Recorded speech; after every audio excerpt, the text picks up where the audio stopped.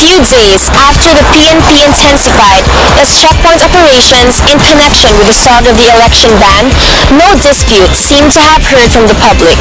As far as Juan de la Cruz is concerned, if there would be any disagreement from such security measure, it would certainly emanate from lawless elements themselves, who can be found everywhere and are just waiting for the right time to execute their evil. Mas maganda kasi yung gano'n kasi uso na sa atin yung mga marami lang may mga baril na nagdadali. Lalo nga yung mga yung riding transit. Mas maganda na yung gano'n yung may checkpoint. Sana paglaganap na rin yung mga operation nila. Hanggang kung saan marap na nila para makita lahat. As majority favors such police operation, the public appeals to concerned authorities to observe courtesy on those who are undergoing security check procedures.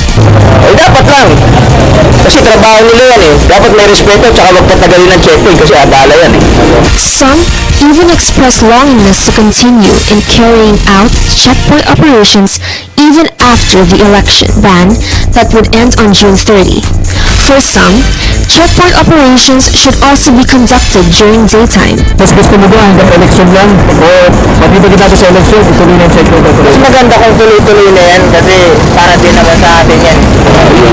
Yung sinasabi natin para sa kabutihan ng tao, check na At according to the PNP leadership, we have been receiving positive feedbacks in line with the ongoing implementation of checkpoints.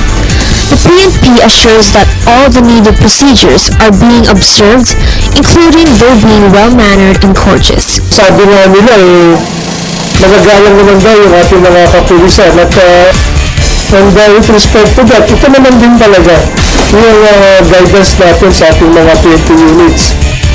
This is Angel Cordova for News at 1, Junior Edition.